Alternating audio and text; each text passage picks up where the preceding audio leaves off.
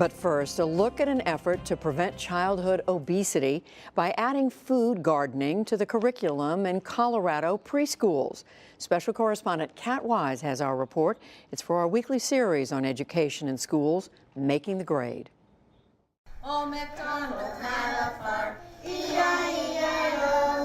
It's an old classroom sing-along with a new twist.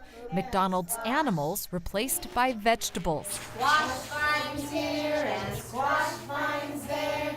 Can somebody pick that for me? Children in this Pueblo, Colorado preschool are learning the ABCs of locally grown produce. Jalapenos. Vegetables take center stage in everything from the vocabulary they learn to the art they create and the plays they perform. So one day the farmer went out to pull it, and they pulled it. Out popped a great big zucchini. Good job! We're really bringing farm to preschool to Colorado. What is this, a vegetable or a fruit? A vegetable. A vegetable, very good. Brittany Martins is the nutrition educator for a new preschool program funded by the U.S. Department of Agriculture called CHOP, an acronym for Cooking Up Healthy Options with Plants. Don't eat them, guys. Just It's an effort by the Colorado Health Department to combat childhood obesity with hands-on farming. Here's one, buddy. And it's part of a growing farm-to-preschool movement in early education centers. Children in Colorado are not eating the recommended amount of fresh fruits and vegetables. I see something yellow right here. The centerpiece of CHOP's curriculum is a garden grown by preschoolers. We want to take these things from the garden and make it a norm on their place, so it's not like an alien. It's no longer the hated squash. It's now something that they've grown, they've picked, they've harvested, and they're going to be more willing to try it. All right. 1 in 5 Colorado children ages 2 to 4 are obese. The problem is particularly pronounced in low-income and heavily Hispanic communities, like the neighborhood that surrounds Pueblo's East Side Child Care Center.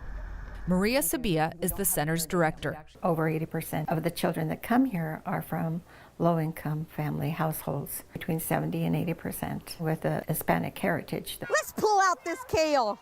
Health officials hope early exposure to vegetables will lead children away from high-calorie processed food linked to obesity. Children of this age are so naturally curious. They're so inquisitive and just really in touch with the world. They love dirt and worms. These children get to have this connection with the earth. They get to put a seed in the dirt and watch it sprout and blossom. And then that blossom turns into a vegetable. So what do we use to cut up our squash?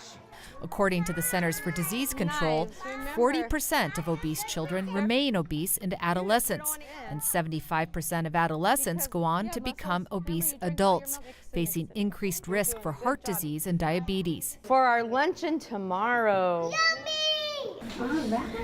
Nicole Corse manages the Women, Infants, and Children program known as WIC in Pueblo. The chance of becoming an obese adult substantially increases once you hit the age of 8. But for families that live near Pueblo's Eastside Child Care Center, buying fresh and nutritious food isn't always easy, especially if you don't own a car. The east side in Pueblo is the poorest neighborhood in town.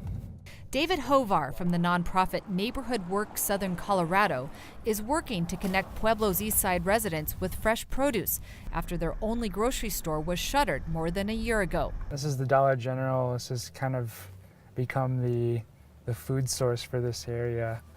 When you go in, there's, it's typical packaged foods.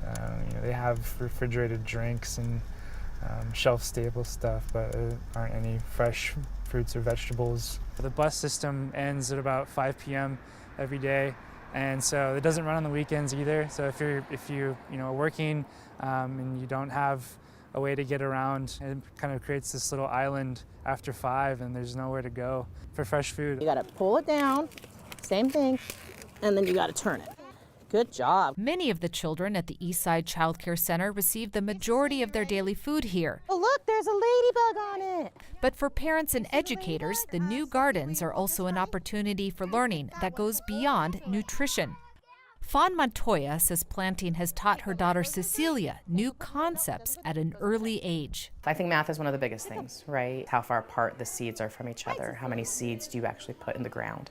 How far in the ground? So is it half an inch? Is it a quarter of an inch? And then they're also having the conversations about the science behind it. The concept of the sun is needed to actually grow the plants and the water is needed to grow the plants. Tell your mom and dad or your grandma and grandpa or your aunts and uncles that you used a metate. On this day, Montoya taught children how to grind corn with a stone metate, a process she hopes will connect children to history as well as their own Mexican heritage. I hope when they go home and talk about it that their parents might have seen it before, so it might start a conversation in the home as far as what their family members ate and what their family members grew, a cultural history around food. That's lovely.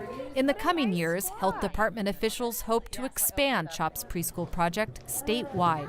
For the PBS NewsHour, I'm Kat Wise in Pueblo, Colorado.